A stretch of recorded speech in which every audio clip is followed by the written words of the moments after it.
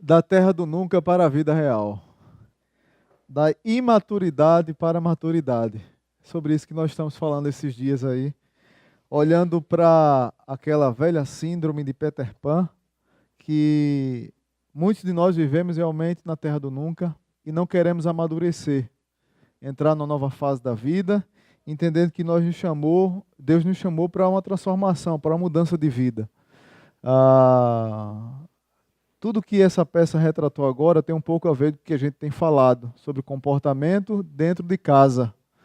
Então, relembrando aqui algumas coisas da série que falamos, eu lembro de um texto que nós temos compartilhado com vocês, que é o que se encontra lá em 1 Coríntios, capítulo 13, que diz assim: quando eu era menino, falava como menino, pensava como menino e raciocinava como menino. Mas quando me tornei homem, deixei para trás as coisas de menino. Então, o apóstolo Paulo, quando falou isso, falou para uma igreja que estava com brigas entre si e precisava desenvolver a fé, crescer em maturidade. E Paulo diz: olha, vocês estão vivendo como meninos. Antes de entrar no texto que nós vamos trabalhar nessa noite, eu quero relatar algumas palavras de um jornalista que fala sobre família. O nome dele é Miranda, ele é jornalista do portal O Dia, e ele escreveu um artigo chamado Homens Infantis, Mulheres Imaturas, que tem muito a ver com tudo que a gente tem falado. Então ele diz assim, olha, este é um fenômeno típico, absolutamente característico dos tempos pós-modernos. Muitos homens e mulheres simplesmente não querem crescer, não querem amadurecer. Tornam-se de fato adultos na idade, psicologicamente, mas não querem se tornar responsáveis pelos seus atos.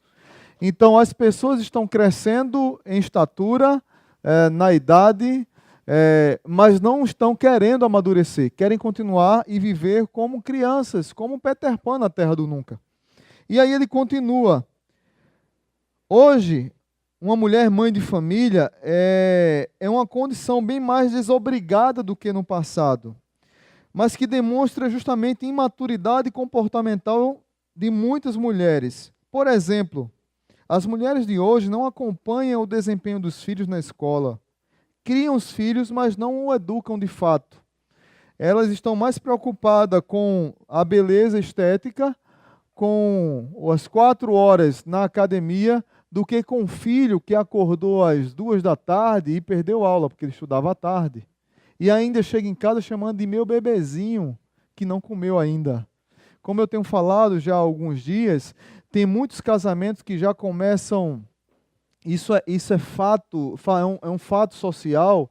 Tem muitos casamentos que já começam separados por causa de filhos que entram no casamento porque mamãe dá comidinha na boca até os 40 anos de idade do bebezinho dela. Então, quando ele se casa, a esposa não faz isso. Resultado é separação. Resultado é crise no casamento. Então, outra coisa que ele fala aqui nessa pesquisa é sobre justamente esse fato dos pais, e aqui eu não quero trazer essa ideia só para a mulher, os pais, os dois, não se preocupam com a educação do filho na escola. Nessa semana eu estava conversando com um jornalista, professor da Universidade Federal do Rio Grande do Norte, eu acho que é professor até de Júlio César não está aqui mais não, né? É até professor até de César na área de jornalismo, e ele dizendo para mim que vários alunos da UFRN já estão com uma matrícula, mas já trancaram matrícula várias vezes, já deveriam ter se formado, e já deveria 3 pessoas ter entrado naquela matrícula, mas a pessoa, ela estuda um mês, passa um semestre, passa um ano sem estudar, depois volta e fica entrando e saindo, e nunca, nem pai nem mãe foi lá saber nem se o filho ia na universidade. E o resultado disso é que aquela matrícula fica presa e outros alunos não podem entrar. Isso já falando de jovem para adulto. Imagine nas nossas escolas pequenas que nós pais estamos tão ocupados que não temos nem coragem de chegar para o nosso professor, o professor dos nossos filhos, e dizer como é que ele está indo na escola. Como é o comportamento do meu filho. Não se tem mais isso, concordam comigo? Estamos muito ocupados para saber da vida dos nossos filhos na escola. Outra questão que ele fala no artigo dele é quanto ao lado estético dessas Cinderelas sem príncipe encantado, tornou-se em casos mais graves doentia e uma patologia que merece assistência médica especializada. Os centros terapêuticos estão lotados desse tipo de mulher. E para completar o quadro dessa mulher imatura, sua conversa só aborda superficialidades.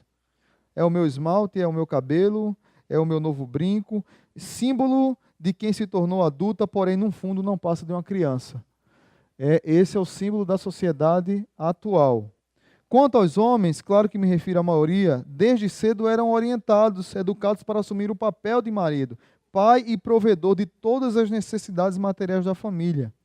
Então viam-se homens ainda jovens, mas com comportamento de adulto, no vestir, nos gestos, na absoluta seriedade com que administrava sua vida e a família, e até mesmo no seu contido e discreto dia a dia.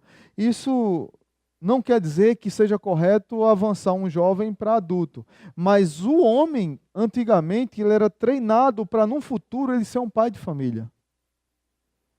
Um homem era treinado pelo pai e pela mãe para ele casar com a jovem e ser o homem dela, e ser o líder da sua casa, e ser o provedor da sua casa. Hoje, os homens estão sendo treinados para serem paparicados pelas esposas. Os dondoquinhos são os homens. Virou mamainha da comida na minha boca. Eu tenho 40 anos de idade. A comida que meu bebezinho gosta. Eu tenho 40 anos de idade. Quando esse cara casa, esse casamento provavelmente não vai dar certo, porque a noiva dele, ela não vai cuidar dele como mainha cuida. Concordam comigo? Isso é um fator social, isso é uma crise nos casamentos que tem acontecido hoje. E o que reflete é uma família imatura como essa que a gente está vendo. E a gente tem que refletir sobre isso e mudar. Um livro foi lançado, um reflexo de tudo isso. 2 livros foram lançados, um fez muito sucesso no mundo todo, que é esse livro chamado 50 Tons de Cinzas. Algumas mulheres aqui, alguns homens já ouviram falar desse livro. Não indico a leitura, eu já li resenha do livro. É muita promiscuidade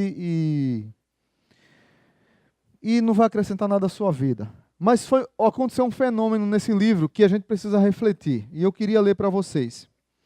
Mulheres solitárias.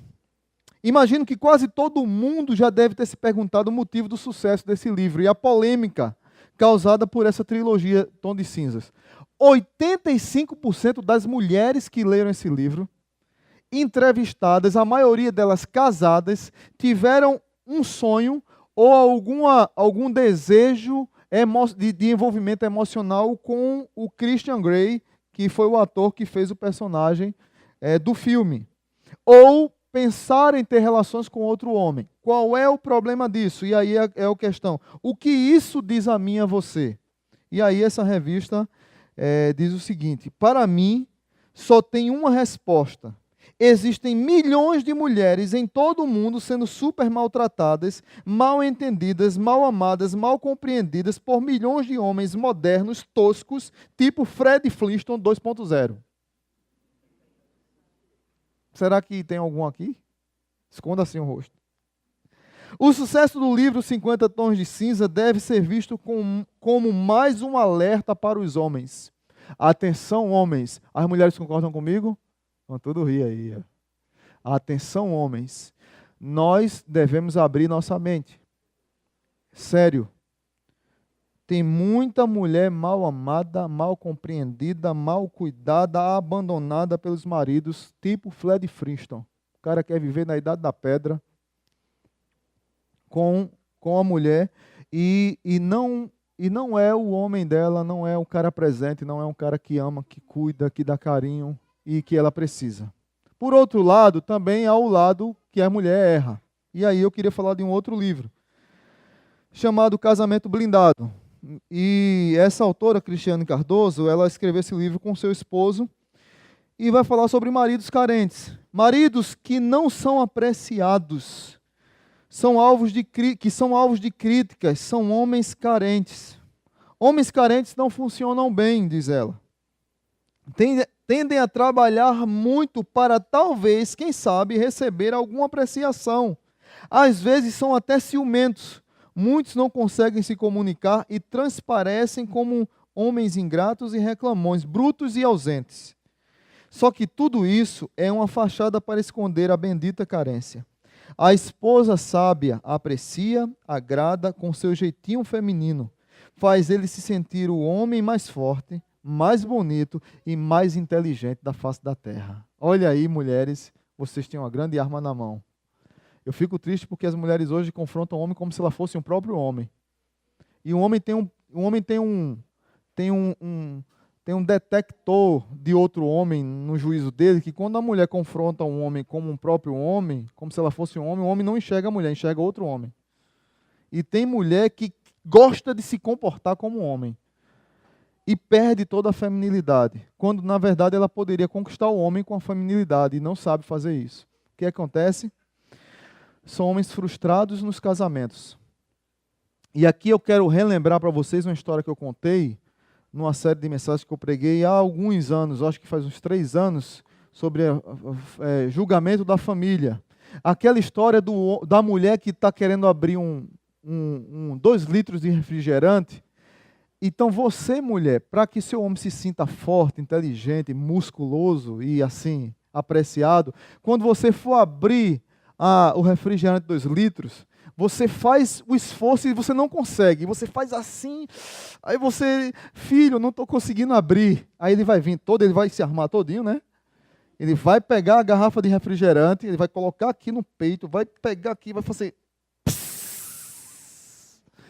Aí você pega, obrigado, amor, se não fosse você, eu não conseguiria, só você mesmo. Ele vai se sentir super-homem. Então o homem gosta disso. Do mesmo jeito que a mulher gosta de ser elogiada, amada, chamada de amor, aplaudida, o homem gosta de ser chamado de Homem-Aranha, Super-Homem. Eu não sei o que é que você acha, o que é que você gosta, sei lá. Mas o homem gosta. Então ele quer se sentir útil para a mulher nessa questão de força, de inteligência. O cara só abriu o refrigerante, você disse que ele é inteligente também. Aí ele acha que não tem problema. É entre vocês dois. O que eu quero dizer para vocês é que tanto um contra o outro, como o outro, estão num processo de carência tão grande e que Deus nos fez para um completar o outro. Outra coisa que tem acontecido, conversando com uma célula essa semana, eu achei muito boa a definição de um irmão. Ele disse assim: o que os jovens não compreendem hoje é que o casamento é o meio de campo da vida de menino para a vida de maturidade. O casamento, eu caso não é para que eu seja feliz, é para que eu amadureça. Eu caso não é para eu ser feliz, é para eu amar minha esposa e fazê-la feliz. E em consequência disso, eu serei feliz. E vice-versa. Então, o casamento é um meio de campo para o progresso de maturidade. Eu era menino, agora eu sou maduro, eu sou adulto. E a gente não tem compreendido dessa forma. E o que tem acontecido são casamentos que começam já começam com o processo do divórcio. Como eu tenho dito para os irmãos aqui, muitas vezes o casal está se preparando para casar e o que ele começa é, olha, a casa é no meu nome, o carro é no meu, a geladeira é no meu nome, as contas são divididas, a minha conta é essa aqui, a sua é essa aqui, e já começa já pensando no divórcio. Que é isso, gente? Isso não é casamento, isso não é união. Então hoje eu queria falar com vocês sobre um tema, casais distantes. Como a gente está vendo aqui. Uma no mundo da lua, da terra do nunca, e o outro no mundo dos estressados. Não é isso? Um dormioco, preguiçoso, que é defendido pela mãe. Esse daqui vai casar com 40 anos, a mãe dando comida na boca dele.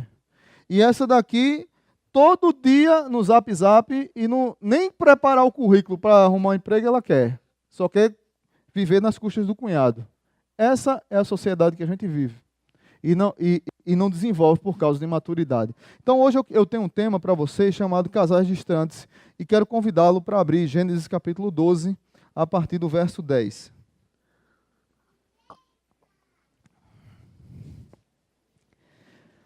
Gênesis capítulo 12, a partir do verso 10. Um texto bem conhecido.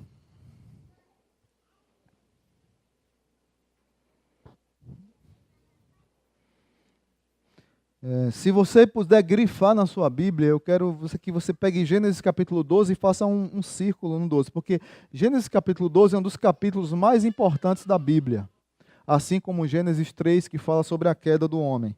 Gênesis 12 fala sobre a aliança abrâmica. Mas no verso 10 diz assim, a partir do verso 10, houve fome naquela terra, e Abrão desceu ao Egito para ali viver algum tempo, pois a fome era rigorosa. Quando estava chegando ao Egito, disse a Sarai, sua mulher, bem sei que você é bonita. Quando os egípcios a virem, dirão, esta é a mulher dele, e me matarão, mas deixarão você viva. Diga que é minha irmã, para que me tratem bem por amor a você, e minha vida será poupada por sua causa. Quando Abrão chegou ao Egito, viram os egípcios que Sarai era uma mulher muito bonita. Vendo-a, os homens da corte de Faraó a elogiaram diante do Faraó, e ela foi levada ao seu palácio. Ele tratou bem a Abrão por causa dela, e Abrão recebeu ovelhas, bois, jumentos, jumentas, servos e servas, e camelos. Mas o Senhor puniu a Faraó e sua corte com graves doenças, por causa de Sarai, mulher de Abraão. Por isso o Faraó mandou chamar Abrão e disse, o que você fez comigo? Por que não me falou que ela era sua mulher? Porque disse que era sua irmã. Foi por isso que eu a tomei para ser minha mulher. Aí está a sua mulher, tome-a e vá em paz. A seguir, o Faraó deu ordens para que providenciassem o necessário para que Abrão partisse com sua mulher e tudo o que possuía. Santo Deus, nós te agradecemos e queremos pedir a tua direção nessa noite, usando esse momento para a transmissão da tua palavra e para a nossa reflexão, para mudanças realmente. Olhando que muitos de nós vivemos distantes dos nossos cônjuges e precisamos fazer alguma reflexão para voltar, ó Pai, ao prumo da vida e voltar a ter um relacionamento sério dentro do nosso lar, maduro e que glorifique o teu nome. No nome de Jesus, nós agradecemos por tudo. Amém. Casais distantes. Queridos irmãos, se esse texto não fosse logo depois de Abraão, capítulo 12, verso 1, 2 e 3, ter recebido de Deus o desafio de ter feito uma aliança com o próprio Deus, e Deus ter dito para Abraão, olha, sê tu uma bênção, sê tu uma bênção na sociedade. Eis que você deve sair da tua terra, da tua parentela, para a terra que te mostrarei, e você será abençoado, e quem te abençoar será abençoado, e quem te amaldiçoar será amaldiçoado. Abraão, sê uma bênção. Logo depois dessa prova de fé, desse chamado de Deus para Abraão, para ter uma vida reta diante de Deus, uma vida de fé, o homem que é conhecido na Bíblia como pai da fé, comete um grande deslize.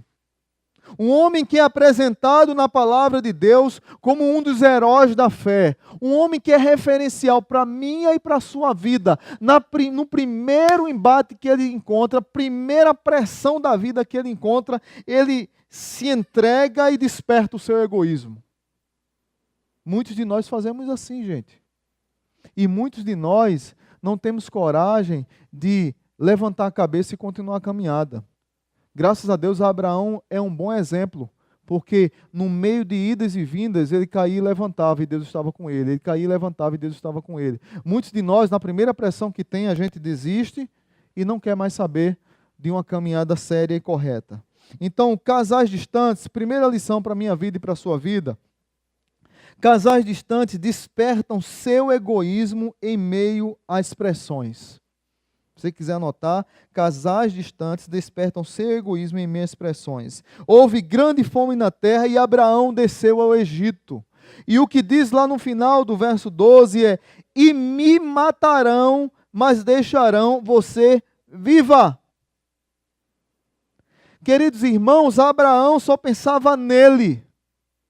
Muitos muitos relacionamentos, muitos casamentos têm entrado em crise, muitos casais estão distantes, porque quando chega a pressão, quando chega o desespero, quando chega a luta, quando chega a recessão, a crise financeira, correria com os filhos, doença, muitos só pensam em si mesmo.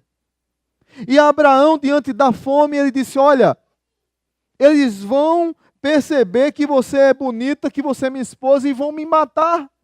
Ele não estava preocupado com a sua esposa, ele não estava preocupado com seus bens, com os seus sobrinhos, com seus familiares, ele estava preocupado com ele mesmo. Ele despertou, aflorou na vida dele o egoísmo no meio das pressões. Como é que anda a nossa vida? E aí nós precisamos refletir nisso. Quando é que chega a crise financeira? Conflitos de agendas. Quando nós temos que levar o filho para a escola, quando temos que levar o filho para o médico.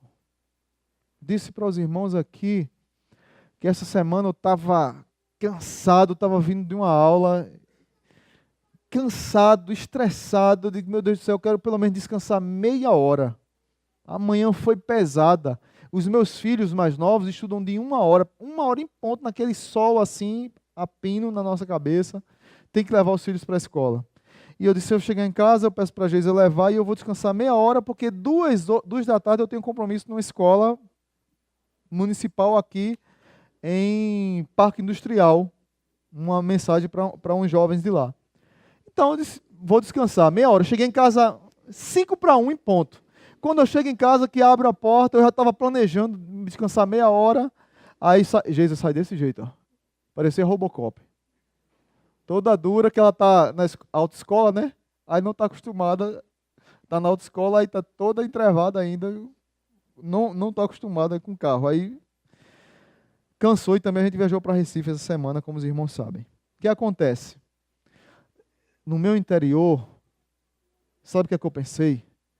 Logo hoje, ela foi ficar entrevada. Logo hoje, ela está doente, que eu preciso descansar meia hora, está entendendo? Eu no meio. Logo hoje que eu tenho que descansar meia hora, por que ela não inventou de ficar doente outro dia, quando eu estava bem? O egoísmo despertando diante das pressões, dos conflitos de agenda, diante do contexto familiar. Eu não pensei nela, pensei em mim. Claro que eu fui levar meus filhos para a escola, mas o meu coração não queria. Meu coração queria descansar meia hora, eu não queria nem comer, eu queria descansar, precisava. Mas é assim que a gente vive, queridos. E muitas vezes, quando desperta em nós esse egoísmo no meio das pressões, o que acontece nas casas são crises, brigas, lutas, não se senta para resolver os problemas, não se senta para conversar, não se senta para olhar um no olho do outro e dizer: gente, vem cá, vamos planejar aqui como é que a gente vai sair disso. Então a gente começa a discussão, começa a brigar e não sabe onde é que vai parar isso. O problema aqui, todo o contexto que eu quero dizer, é que Abraão tinha vindo de um grande momento com Deus, e logo depois de um grande momento com Deus veio pressão, e a pressão que veio foi fome, foi finanças, foi tribulação dentro da casa. E Abraão, a primeira coisa que fez foi: quero saber de lá da minha esposa, eu quero saber da minha vida. O que é que nós temos feito, queridos, quando a tribulação chega na nossa casa? Conselho para a minha vida e para a sua vida: as lutas e pressões nos alertam a não confiarmos em nossas próprias forças, mas sim no Senhor. Amém? Diante da pressão da vida, olha para o Senhor. Diante da pressão da vida, Deus está no controle de todas as coisas. Você não está sozinho, nem sua esposa, nem seus filhos. Então não abandone sua casa, não abandone nem a sua própria vida, não abandone seus filhos. Olhe para Deus e o que Ele pode fazer na sua vida. Segunda lição, nessa noite: casais distantes escondem seu egoísmo por meio de mentiras. Casais distantes escondem seu egoísmo por meio de mentiras. Diga que é minha irmã, Sara. Diga que é minha irmã. Porque o que importa é eu livrar a minha pele. Um homem que havia tido uma prova de fé com Deus, agora ele está tramando para fugir de uma pressão, para fugir de algo que surgiu na cabeça dele, para fugir de um problema maior, talvez, que tivesse na frente. Então ele começa a tramar. E deixa eu dizer para você, meu irmão e minha irmã, nós tramamos demais. E trama significa falta de fé. Tem pessoas que só sabem viver em conchavos, em mentiras, em armações, em contendas, pensando em si mesmas, e isso às vezes dentro da própria casa, às vezes dentro do próprio lar, um mente para o outro, é a mentira do marido ou da esposa que tem necessidade de trabalhar até mais tarde. É aquele casal que está em crise e a última coisa que um dos dois querem fazer é chegar em casa. Então ele inventa mentira, cria história, inventa trabalho para não chegar em casa. Quantas famílias estão assim, queridos? Quantas famílias estão desse jeito? Mas a desculpa é não para sustentar a minha casa. Eu trabalho com o ministério aqui, fantástico, que os irmãos aqui conhecem, o Instituto Haggai, e o Instituto Haggai trabalha muito com pessoas, executivos e pessoas que têm poder de influência nos seus trabalhos. Profissionais liberais, políticos, e quando nos reunimos, uma coisa que me impacta lá com os testemunhos do pessoal é que muitos desses homens, se não forem chamados aos carretéis, à palavra, eles não percebem, mas começam a se afastar da casa, abandonar o lar. Claro que muitos deles voltam, mas eu escuto testemunhos, como eu escutei de um líder lá de Sergipe uma vez, que ele inventava trabalho.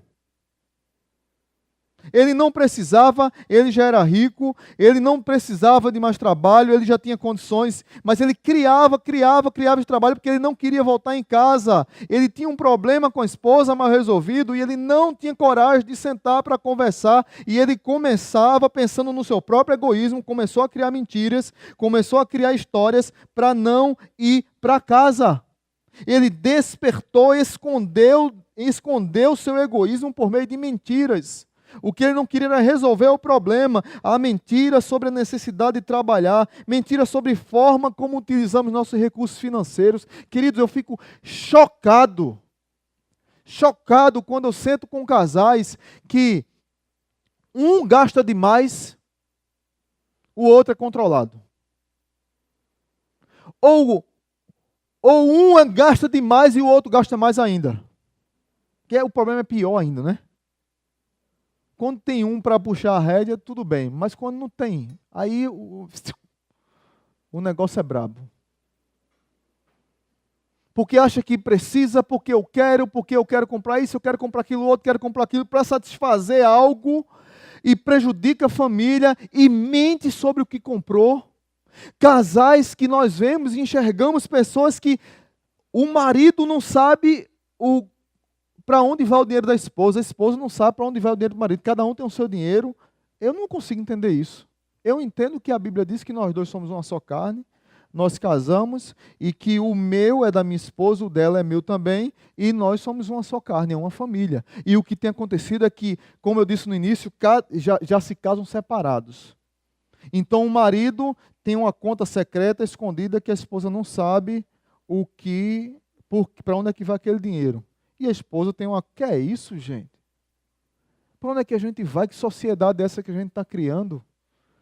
De pessoas separadas dentro da mesma casa e vivendo uma fachada de cristianismo, dizendo que é crente, que é cristão e que dentro de casa é uma vida rachada, quebrada, mentirosa, uma farsa.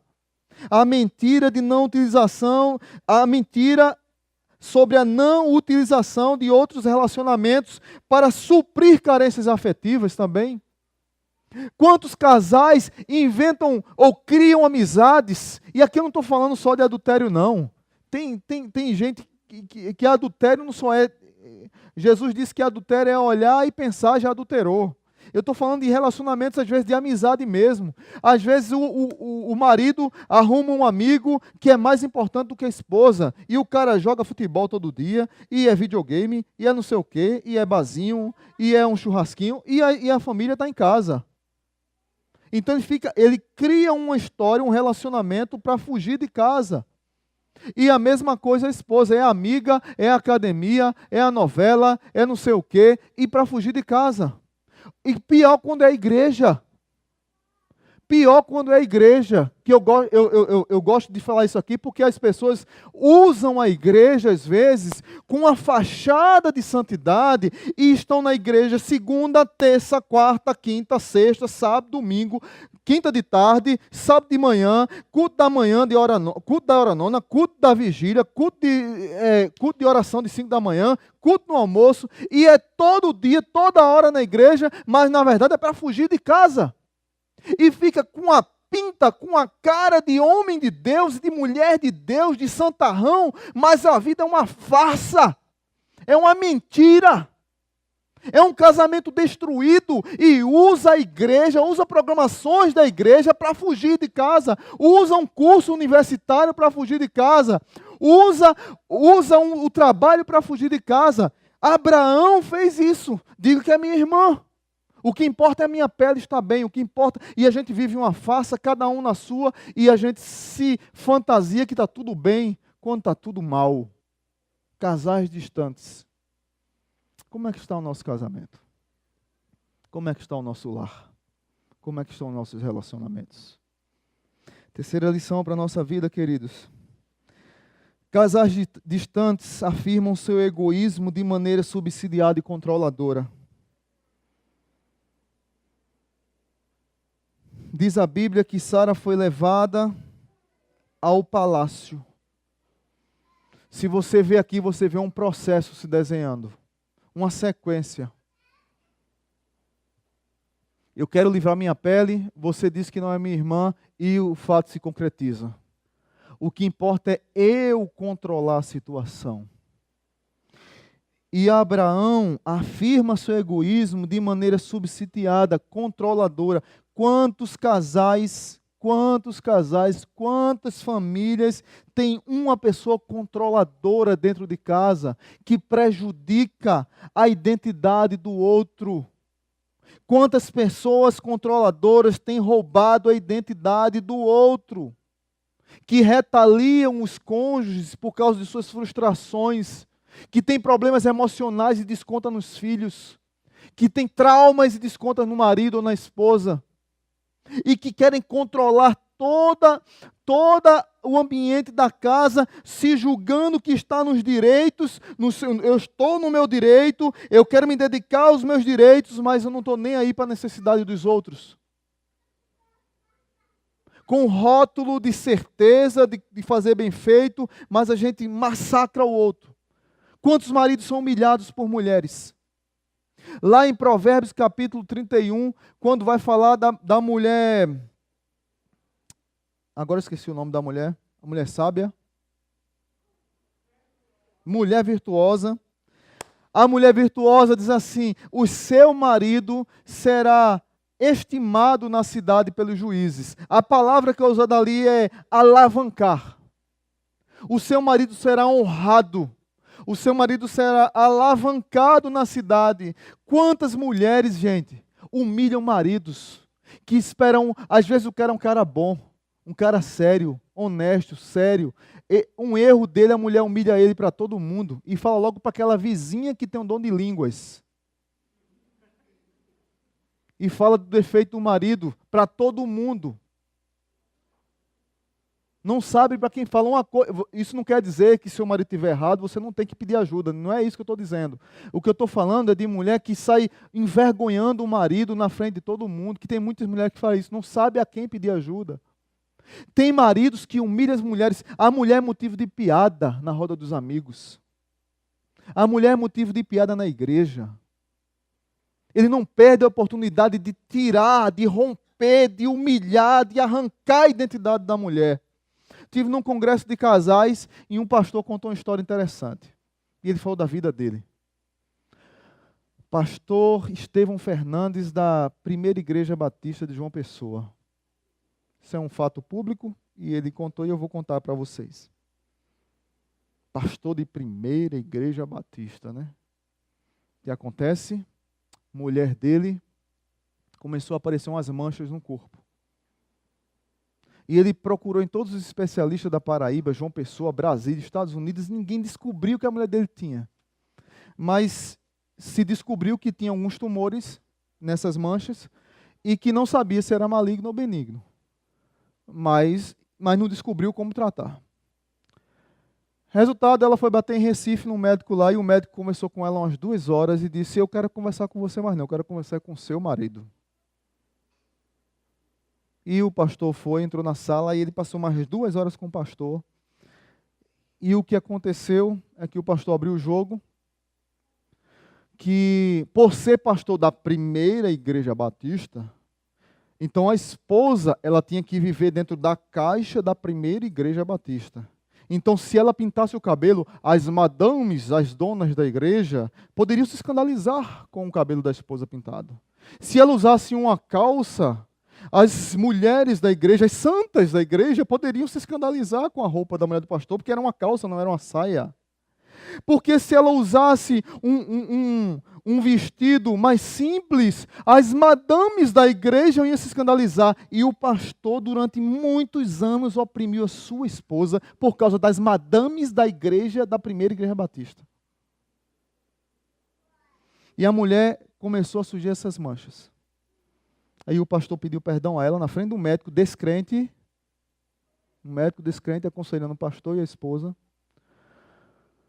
O pastor pediu perdão a ela e disse: minha filha, a partir de hoje, eu não vou oprimir mais você, nem roubar a sua identidade, por causa do meu ministério.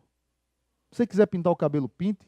Quiser usar saia, use. Quiser usar calça, use. Quiser usar cabelo black power, use o que você quiser. Ela disse: pois amanhã eu vou pintar meu cabelo de lilás. E ela pintou mesmo, viu? Eu acho que foi de verde, não foi de lilás, não. Gente, quantos casais vivem oprimidos, anulados? Homens anulados por mulheres, mulheres anuladas por homem. E dão de bandeja para outro. Como Abraão deu Sara de bandeja para o faraó, roubando a sua identidade, anulando sua personalidade, por inveja, por ciúme, por frustração pessoal, com maus tratos, com violência, para não falar mais, entrar em detalhes nisso, mas quantas pessoas têm feito isso? Por último, quarta lição de hoje: casais distantes transformam seu egoísmo em fonte de maldição na vida dos outros.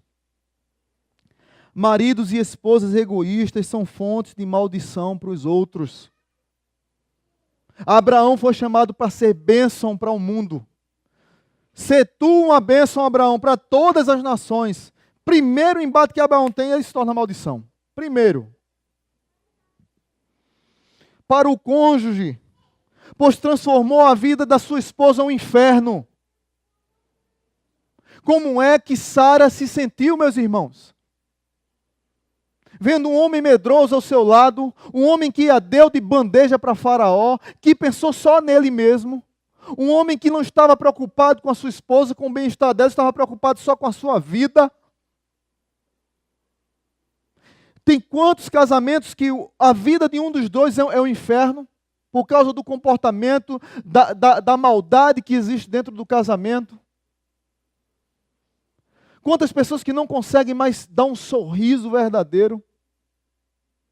Quantos filhos que são traumatizados por causa dos pais dentro de casa? Tenho dito aqui para os irmãos que, sabe por que as pessoas não gostam de Bíblia? Sabe por que as pessoas não gostam de pregação séria, bíblica? Porque as pessoas não gostam de serem modelos. Porque as pessoas não gostam de serem transformadas.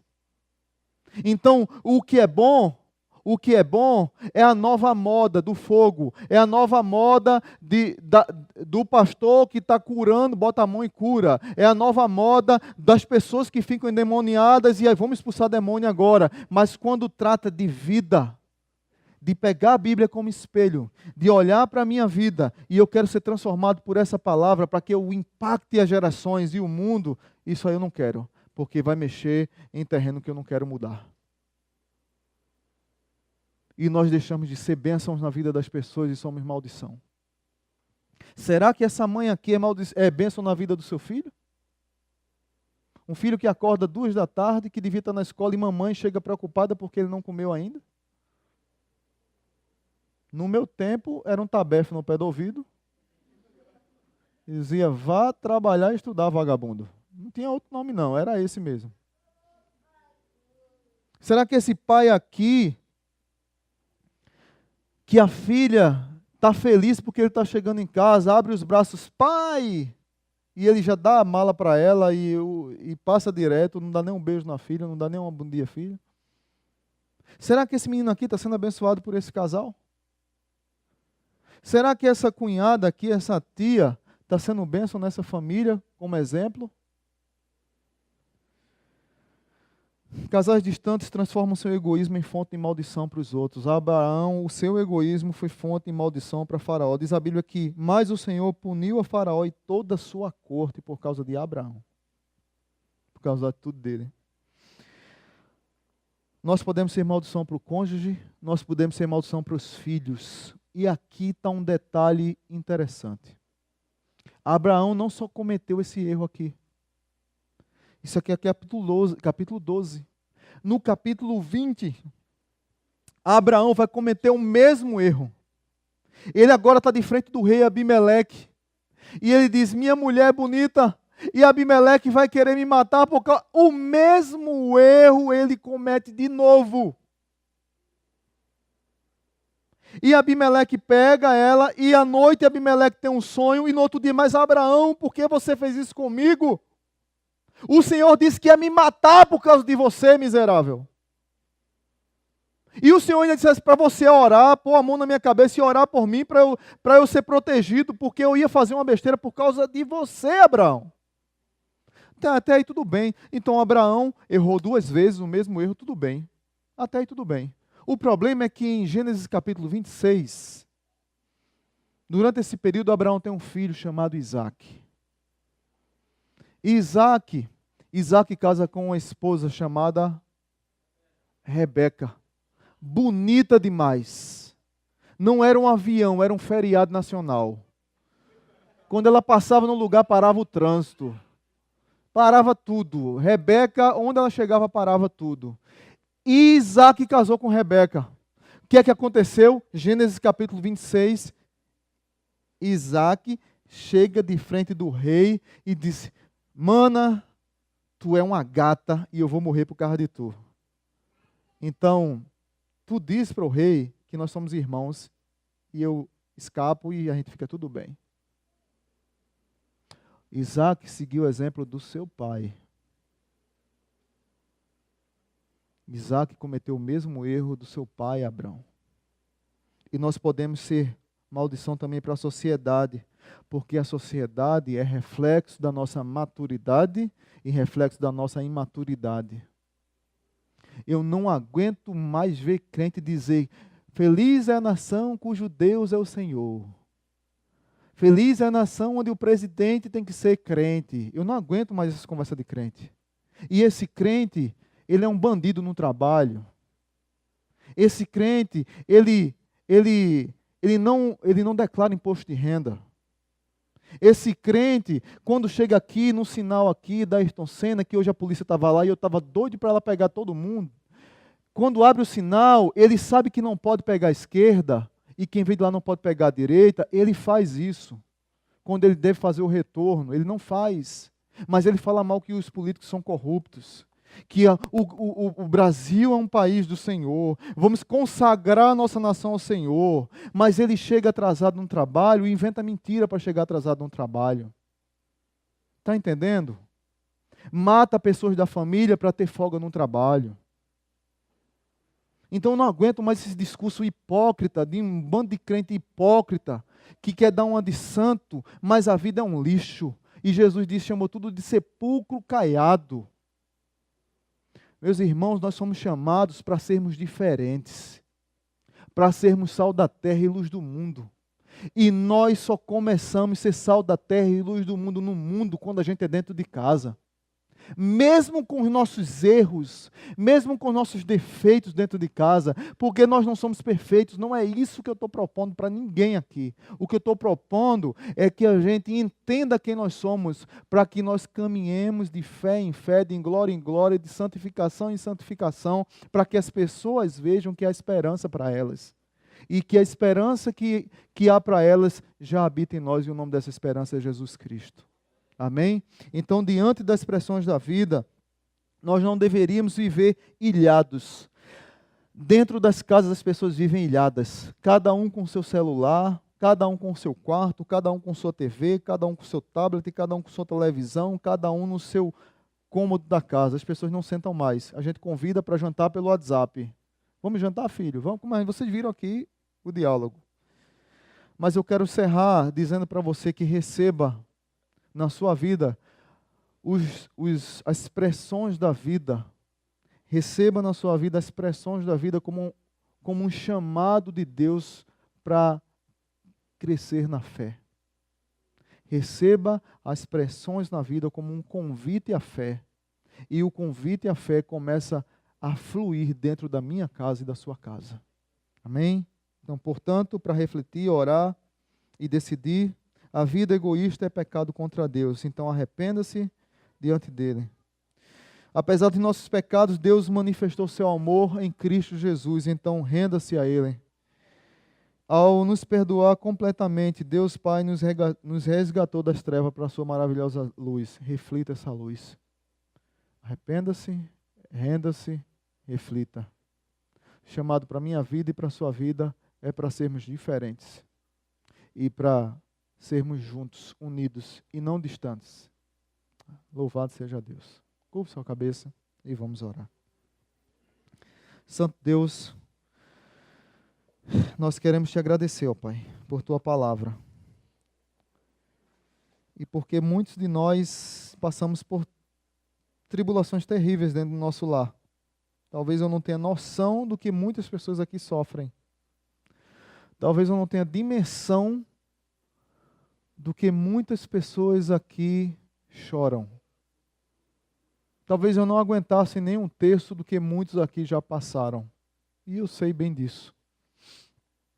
Mas eu louvo a Deus por essas vidas que nas batalhas renhidas da vida, elas têm conseguido superar e crescer na fé. Que muitos aqui, diante das circunstâncias adversas, de fome, de pressão, de dificuldade, têm conseguido erguer a voz, olhar para o Senhor, clamar, agradecer, glorificar o teu nome e dizer: Pai, obrigado porque o Senhor está comigo. Pai, obrigado porque eu não fui abandonado pelo Senhor. Pai, obrigado porque diante dessa luta que eu tenho travado, o Senhor está do meu lado, me abençoando e me livrando de toda e qualquer maldade. Pai, conforta os corações daqueles que precisam. Tem muitas famílias que estão sofrendo. Tem muitos casais que estão desintegrados. Tem muitos casamentos que já estão diluídos. Tem muitos casais que já estão separados emocionalmente, espiritualmente e fisicamente, mas moram debaixo do mesmo teto. Eu creio na manifestação do teu poder, da tua cura e da tua libertação na vida desses casais. Eu creio num renovo espiritual nas famílias, ó Pai. Começando com os pais, depois com os filhos, abençoando a igreja, abençoando a comunidade. Eu creio num poder renovador nos casais, na área relacional, no diálogo, na área financeira. Eu creio nisso, ó Pai. E prego essa verdade porque a tua palavra nos inspira a pregar essa verdade. E essa palavra, quando é pregada e quando nós cremos e estamos quebrantados diante dela, ó Pai, um milagre acontece. Porque nós olhamos como espelho e começamos a limpar a sujeira da nossa alma. Nos ajuda, ó Pai, a sermos famílias melhores, casais mais juntos e exemplos, modelos para a comunidade. Obrigado pelo teu cuidado sobre a vida de cada um aqui. Pelos aqueles que estão enfermos. Quero te rogar pela vida de cada um que está enfermo, Ana Cristina, o Kelsinho, a Cíntia Moreno, o pai da Patrícia, a sobrinha da Maíris, Maiara, outros enfermos que talvez eu não esteja lembrado, ó Pai, também obrigado pelo nascimento do Ian, mas muito obrigado pela vida de cada um que esteve aqui nessa noite, por tudo que o Senhor fez e falou. Que o amor de Deus o Pai, que a bendita e maravilhosa graça de Jesus, que a consolação do Santo Espírito de Deus, que a santa e maravilhosa Trindade nos acompanhe essa semana. E que tenhamos uma semana pautada na Tua Palavra, entendendo que o egoísmo nos afasta do Senhor e nos afasta dos nossos. E que nós possamos ser mais altruístas, para agregarmos, sermos abençoados e abençoarmos outras vidas. Nos ajuda, ó Pai. No nome santo de Jesus, a igreja diz...